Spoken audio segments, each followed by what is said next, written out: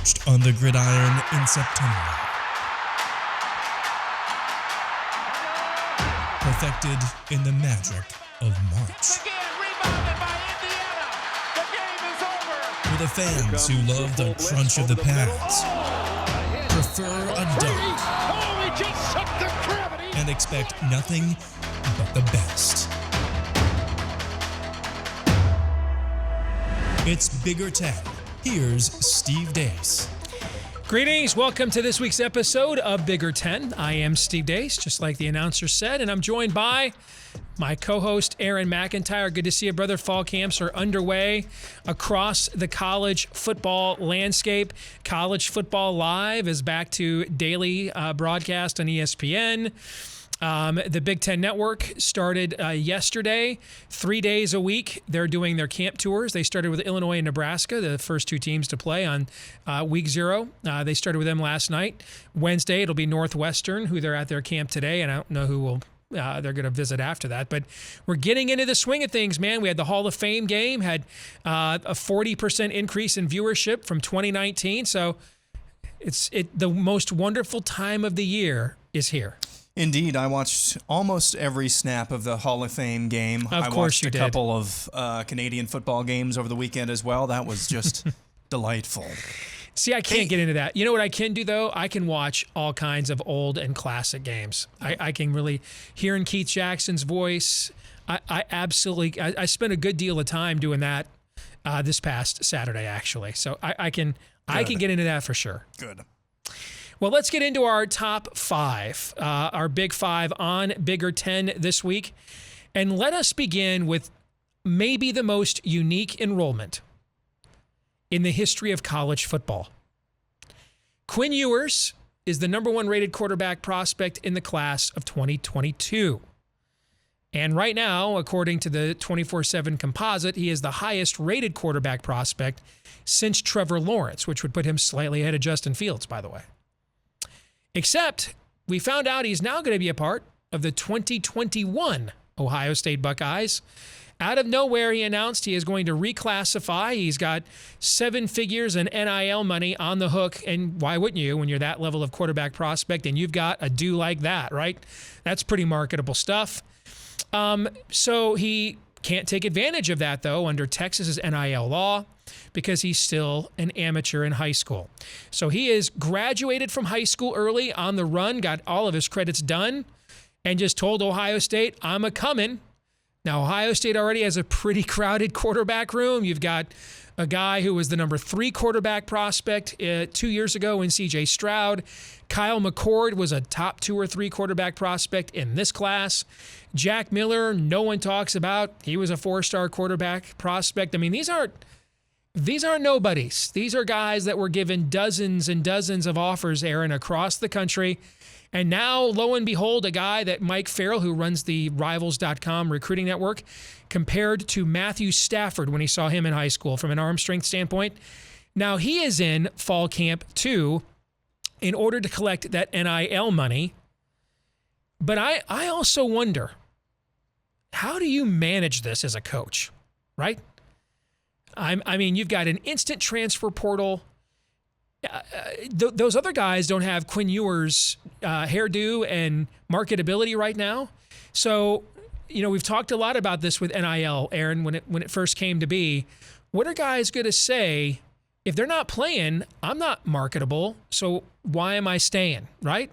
I think this is an underrated challenge for Ryan Day to navigate. I think seeing the Ohio State program up close as a Michigan fan, the secret sauce of what Urban Meyer established there is it wasn't just that he recruited at a higher level than Jim Tressel, but he maintained Ohio State's college culture. There really still is, despite all these 5-star players, an esprit de corps like there would have been in, an old school Woody Hayes or Jim Tressel kind of a program. Going to be easy to maintain that, though, with this kind of environment? A guy comes in and says, hey, I'm just flat out coming here to get paid. What are your thoughts on this?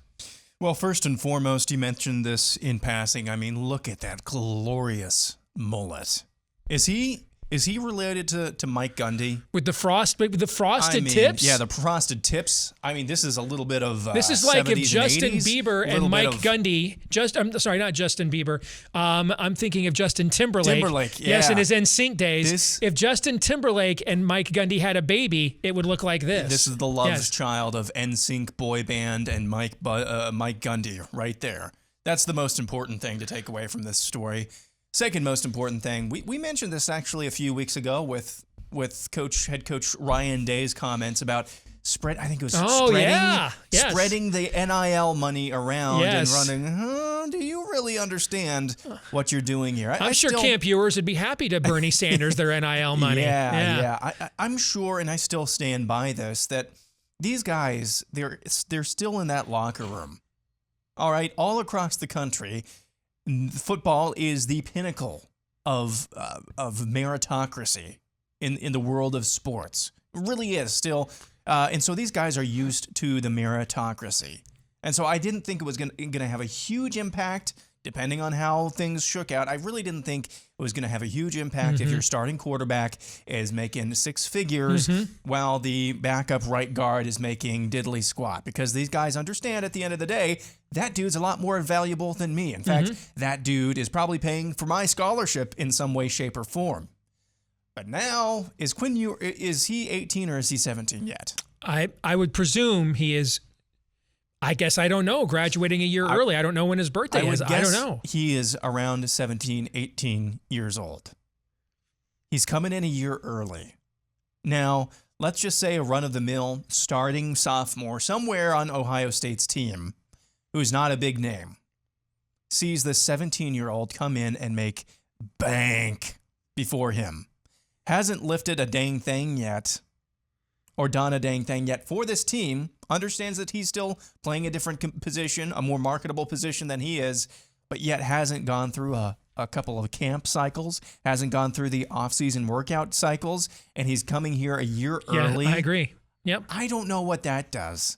And then when you throw on top of this, I'm not sure if Ryan Day really knows how to manage this based on his comments before. Does anybody, frankly, know? Yeah. So I'm a little bit interested. Of course, we are talking about Ohio State here, so all of this is probably moot because, I mean, at the end of the day, a lot of times Jimmys and Joes beat X's and O's, and they have a lot more Jimmys and Joes than anybody else in the Big Ten, hence this guy right here, Quinn Ewers. So, again, this is just something to keep an eye on, and, you know, we're going to have a lot of these Wild West NIL stories out there, and it's just going to be new territory, charting new ground, seeing what sticks. There's going to be some cautionary tales by the time all of this is done with. I just hope and pray that people learn the right lessons when those cautionary tales come along. I think that's an excellent point. Like, this is not like Bryce Young in Alabama. This is his second year in the program. Everybody knew he was going to take over for either Tua if he came back to school or Mac Jones, right? And so he's gone through an entire offseason with guys preparing to be the starting quarterback. So I know that there's been talk that from Nick Saban, he's got a 7-figure deal before he starts a game. But it's clear it's his program. We all know that. He's like the third highest odds getter in the Heisman odds right now. This is a guy that might be the second or third string quarterback. Maybe. Okay? I mean, sitting there making all this kind of money, I don't know. I'm with you. This is a unique kind of a dynamic. There's another angle to this. This is not as pronounced as moving from NCAA football to the NFL, but there's a reason why you can go from high school to playing in the G League. Because you don't have to be as physically developed in basketball as you do in football. There is a reason, though, that you got to wait until you're at least a junior or somewhere around there. Yep.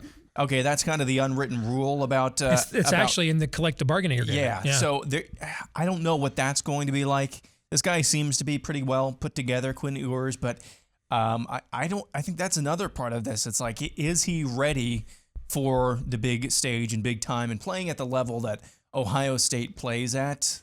That's going to be another thing to watch as well. All right, let's go to my favorite team because I've been meaning to ask you about this for a while. I just kept forgetting.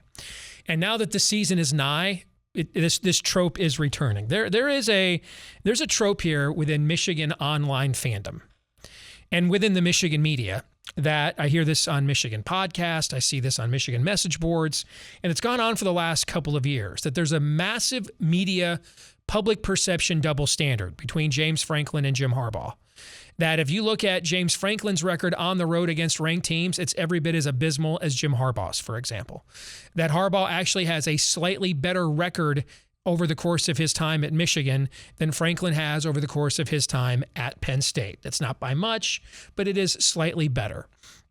And so Franklin just gets elevated as a next level coach, can do no wrong. And, people forget that Harbaugh was a centimeter away from winning a Super Bowl 8 years ago. And suddenly he is a complete nitwit nincompoop because they don't like his personality. Now, I've always poo-pooed this for two reasons. One, Franklin has a cape. Okay. He's won a Big Ten championship. Harbaugh can't even get to the Big Ten championship game. Secondly, he went into last year trying to do something that Joe Paterno didn't even do. That's 3 11-win seasons in 4 years. Paterno had not even done that at Penn State. And prior to COVID, maybe, we were talking about a team at Penn State that was preseason top 10 last year. So do you agree or disagree with this double standard that because of Harbaugh's personality, he is unfairly condemned by media and public perception, and James Franklin is essentially the golden boy here? You buy this or not? I don't buy that double standard. This is tough for me to say because I'm a Kansas City Chiefs fan, but it's kind of like saying, Patrick Mahomes has a better record than Tom Brady does in the last couple of years. But in the 2 games that they played each other that were elimination games, who got the upper hand? It was Tom Brady's team. Mm-hmm. Meaning you can have similar or even a worse record, but when your butt is on the line, when you're something of magnitude like a conference title is on the line, are you actually coming through in the big time? And Jim Harbaugh, more often than not, or at least compared to James Franklin, has not come through. James Franklin still probably, now this is not to say James Franklin deserves probably more criticism than he's gotten. That's for sure. But I think at the end of the day, to say that Jim Harbaugh and James Franklin, that's essentially what the argument is. They're essentially the same coach. That's just not true. It's just not true. All right. Last week, we ran down our predictions of what we are going to hear from the BTN crew on the camp tour, right? Yep.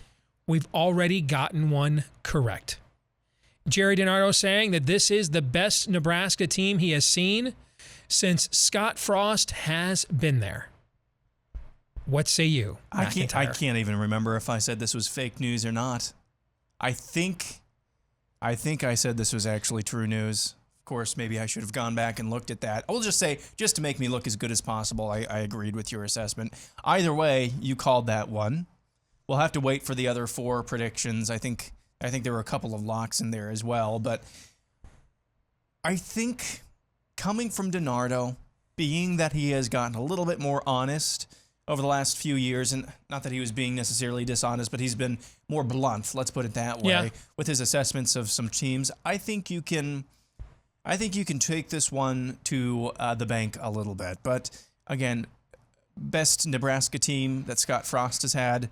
It's not exactly a high bar there. They don't have a winning record yet. No, so I'm not sure if you should go lay your life savings on the over 5.5, 6.5 wins that Vegas has it at right now. I'm not sure you should really pick them to go to the Big Ten championship game, but a step in the right direction, I guess. Let's go to a game that I know you are very fixated on, as are a lot of people, though, in our league. That week 1 slate where you've got Penn State at Wisconsin and the other biggie between ranked teams is Indiana at Iowa. Early word out of IU camp. Hoosiers are saying Michael Penix, remember we lost him at the end of last season to an ACL. Second year in a row he was lost to a season-ending injury. The word out of Hoosier camp early on, Aaron, is that Penix is on track to be a full go for the season opener just a little less than a month from now in Iowa City against your Hawkeyes. This is going to be a better game, I think, even than Penn State versus Wisconsin, in my opinion. I think Indiana has the horses on both sides of the line to be able to withstand any attempt from Iowa to do any bullying that they can do. I think Iowa's line play is going to be better, especially on the offensive side of the ball, than some expect. But I think this is probably going to be a game that comes right down to the wire, and especially in college football, when you have a game that's tight and that you need to make clutch plays, you got to have a clutch quarterback. And I would give that nod right now. Nod right now to Indiana, obviously. I think he's got a much more accomplished record. It's not even comparable between him and Spencer Petras. So this is going to be probably I'm going to go out on limits. This is going to be one of the best games in Week 1, probably the best in the Big Ten, Week 1 of the season. And I think it's going to come right down to the wire. Probably going to be heartbreaking for me, but that's something that I'm used to at this point. Finally, expansion.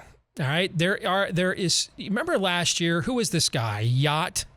Sir Yacht. Oh yeah. All right, so Sir Yacht is a guy that claimed to became like an internet Mulva Spills level internet legend by claiming to have the inside scoop from Ohio State sources on the Big Ten was going to go ahead and play after all, right? And he did end up getting quite a few things right. Now, whether he knew anything or not, we don't really know, okay?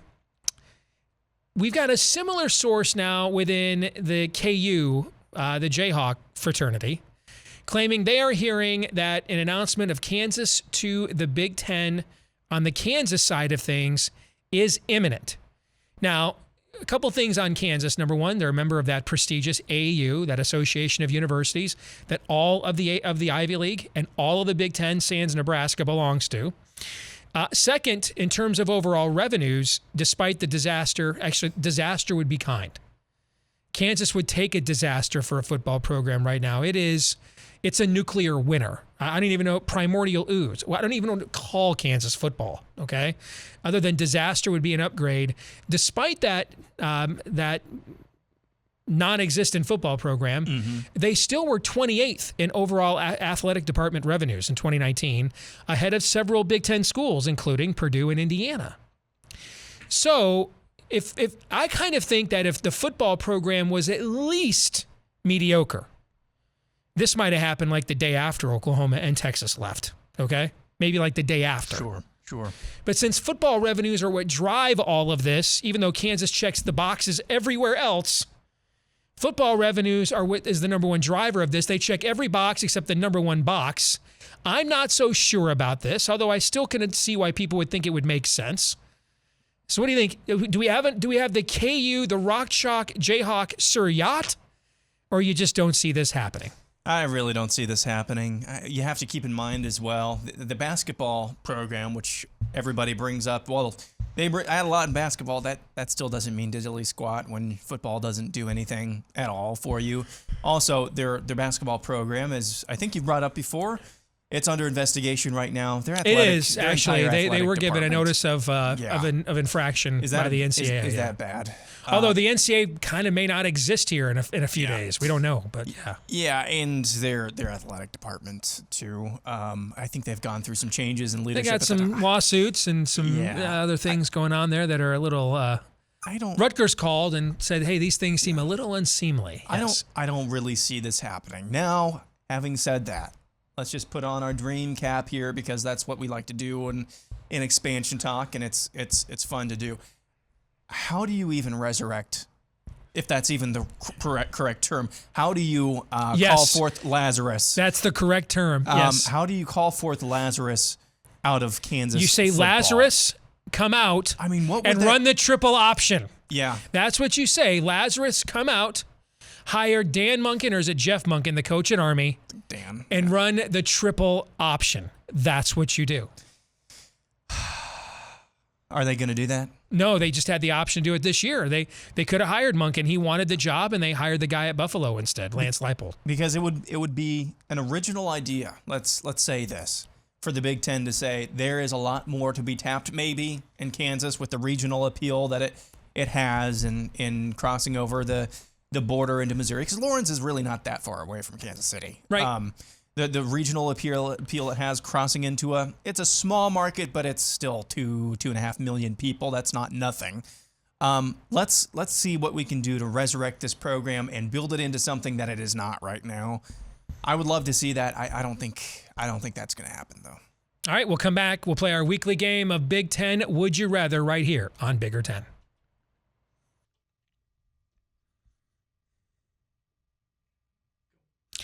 All right, here we go. It's time for our weekly game of Would You Rather here on Bigger 10. And Aaron, this first one is for you.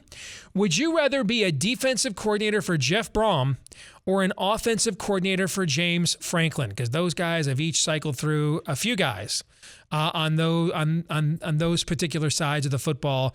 Where do you think you've got the most job security right now? That's a really difficult prospect. I would just want to go with James Franklin. The quip that I shared earlier, Jimmys and Joes versus X's and O's. You got more Jimmys and Joes that are willing to come to Penn State. That's a better place. That's a better, maybe more fertile soil, I guess, Sure. if you want to call it that, for inculcating something that's going to be successful on that side of the ball. Also, Joe Moorhead. He was at Klinga. Now he's offensive coordinator at Oregon. Yeah. Okay, there's worse career paths than that. Go from head coach in the SEC to an offensive coordinator at one of the premier schools out west. That's not too bad. I don't know where that big, hulky-looking dude that was Jeff Brom's defensive coordinator, I have no idea where he is now. I can't even remember his name. They're going to have 3 coordinators. All right, so he's going to be on his technically 5th defensive coordinator when you count all 3 of these guys. And if you look at Penn State, they had, I think, Ricky Ronnie. Well, first of all, Franklin's an offensive guy. So at least with Brom, you're in total control on the defensive side of the ball, right? Because he's the OC, basically. Okay. You go to Franklin looking over your shoulder because he's a former OC. They moved Ricky Ronnie to bring Joe Moorhead in. Then Joe Moorhead left. They gave it back to Ricky Ronnie. Ricky Ronnie got the Old Dominion head coaching job, if I remember right. So they brought in the guy, they hired the guy from Minnesota. That didn't work after a year. Now they hired a guy away that was the Texas OC, but they had a coaching change there in Yurcevich or Yurkovic or something's his name. How many? Isn't that 5 coordinators apiece? The only thing better That's a than lot. one coordinator is 5, apparently. Or 3 at once. Yeah. How is that even going to work? I don't know. I don't know that I want to know. You know what I'm saying? Yeah. Yeah. It's like the 3-headed dog from Harry Potter. Yes, I just made that reference. I mean, how does that even work? I think that is not what Purdue fans are thinking when they think menage a trois. No. Okay. Next one is for you. Would you rather have a quiet fall camp or a whirlwind of media buzz about your fall camp? From a media perspective, the latter, obviously. Yeah. But from a fan perspective, man, no news, as they used to say in The Great Space Coaster, no news is Garrigan news. I mean, and just about anything that comes out this time of year is 85% bad, 15% probably somebody being way overhyped for doing something in shorts and not on game day. You know what I'm saying? Mm-hmm. I just, and trust me, as a Michigan fan, I am a freaking expert, idiot savant when it comes to being worked over by being overhyped by your own team. Okay, so give me nothing. Give me nothing, no injuries, nothing I need to worry about, and let's just play it. Let's just throw them out there week 1, and let's see what it looks like. For you, would you rather have Brandon Peters at Illinois or Adrian Martinez at Nebraska as your starting quarterback? I trust Brandon Peters more, so I'd rather have Brandon Peters. He seems like the type of guy, just in the times that I've watched him, if he had a competent and consistent offensive line and perhaps maybe a supporting cast around him, which is a lot more than a lot of quarterbacks can ask for. But if he had somewhat of a competent offensive line, the dude seems like he can just make the makeables, to use that cliche. He seems like he can do what's asked of him. When he gets outside of that, not so much, and he's asked to do that too often because I always see him being flushed out of the pocket, it seems like. Adrian Martinez, I just don't think I just don't trust him. I think he tries to do what he can't do, even though he probably has the talent around him that he could just do what Brandon Peters could do with better talent around him. Adrian Martinez, I just think, tries to do too much all of the time. When he just settles down, and usually that's in like the first quarter or first half of games when things are kind of going according to the script. When he just settles down, he can be pretty effective as a quarterback, but it's when he tries to get outside of himself and start to press things, and he does that all too often. I don't trust him, so I'd take Brandon Peters. Final one is for you. Would you rather have a strong secondary or a strong defensive line? I think in the NFL, where the pass interference rules are so punitive, the answer is strong defensive line. You just aren't allowed. I mean, the cover corner almost doesn't exist anymore in the NFL. I think I'd still go with the strong defensive line on the collegiate level, but I don't think the answer is quite as obvious because you are still allowed to play a little bit more defense in the secondary, and pass interference is a maximum 15-yard penalty. The reason I'd still go defensive line, though, on the collegiate level is the amount of and the proliferation of spread offenses. In that the idea of, we just put Chuck in the NFL Hall of Fame. So the idea of the old school Deion Sanders, Charles Woodson kind of college corner, Terrell Butler, if you remember him at Florida State after Deion. And those guys just guard half the field, right? And that just makes the rest of your defense so much more effective, particularly in the era before we moved the hash marks in. So we had more balance. We have more balance now as opposed to wide and short sides of the field like we did for so many years in college football. But with the proliferation of spread offenses, you really can't just lock down a side of the field anymore. Heck, I might argue your best cover corner probably needs to be in the slot now. Okay. Mm-hmm. So I think it's, even though the rules still say that the corner position is probably more valuable in college than it is in the NFL. But from a schematic standpoint, so many receivers on the field at once, the ball is coming out so quickly, particularly if you can pressure up the middle right after the snap to try to throw an offense off their timing. I think it's more important to have the strong defensive line. Yeah, especially with, as you said, the proliferation of the air raid, of the spread offense. No matter if you have a strong secondary or not, they're going to get theirs. They just always are. Right. With that type of, so do what you can to mitigate as much as you can the quarterback's effectiveness. All right, we'll come back, look at our Twitter poll results for this week, as well as our feedback of the week next. This week's Twitter poll results, I thought you'd get a kick out of this one, Aaron. Which quarterback is most likely to be Penn State starter in 2022? Now, these are all three currently Ohio State quarterbacks. They will not all three be Ohio State quarterbacks here, like 6 months from now. 41.3% said Kyle McCord. I guess he actually has a tie-in to Penn State's new offensive coordinator. 29.4% apiece said it could be either, though, Jack Miller or Quinn Ewers. So I absolutely believe one of these guys is quarterbacking Penn State next year. Your thoughts? Oh, man. I think McCord is probably as good of a bet as anyone. Here's something I just thought about, though, while you were running down that list. Talked about cautionary tales earlier from the perspective of players. Mm-hmm. What about cautionary tales from the perspective of NIL business partners? We went all in on this Quinn Ewers fool, and he's now on his third different school. We can't pin this guy down. He's not started. He started 3 games in his career. Yeah. We gave him a truckload of money. There's going to be a lot of those stories as well. So if he ends up moving to Penn State, now I don't know who has signed with him. A lot of these are national brands, so it probably won't matter. But if you keep transferring and you don't really play right off the bat, that's a pretty negative return on investment if you're a national partner. Or I can't remember his name, that Clemson transfer quarterback to Northwestern. You're talking about Hunter Johnson. Hunter Johnson. You keep with the journeyman like that. He finally ends up somewhere where he can start, and then he sucks. Ooh, that's going to be. You're going to see a lot more companies, I think, shelling out the big dollars to more known quantities. That's a lot of people, though, will take your point and say that's exactly why Quinn Ewers should have done this. When in your life, yes, do you when you have the bird in the hand, right? $1 million on the table right now, And you need to take that when you have the opportunity. I understand that argument. And here's this week's feedback of the week. It comes from Ken Thompson, who says, I hear Oxford is preparing to seek entry into the Big Ten. Just imagine the global TV interest. Oxford, of course, the #1 rated university in the world. I mean, hey, if we want superior academics, we could do a lot worse. Unfortunately, Aaron, I don't know if they play college football at Oxford. Do you know? They do. I mean, I remember Rob Lowe was an All-American on the rowing team. Yeah, back in the day. No, they play a different kind of football. They play soccer. Oh, so I mean that doesn't count because we're Americans. They do. I'm not sure if it's associated with the university. It's the town's football team.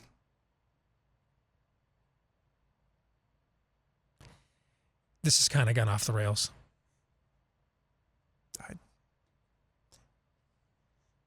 I don't ask me how I know that.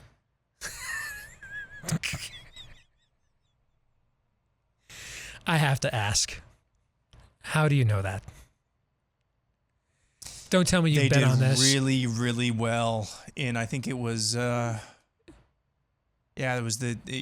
was League One over there, which is the third tier. You did, you bet it, didn't you? I couldn't actually. But I follow soccer handicappers who do, and they were all excited about Oxford Town. I think that's the name of the team. Again, I owe your mom an apology. I'm sorry I did this to you. You're betting on club level Here, let me see. Soccer. It was not the championship. I think it was League One table. So. Please stop. Did you hear, dude? Messi is headed to PSG? Yeah, I'm hetero, so I don't even know who that is. I don't know who that is. I'm an American.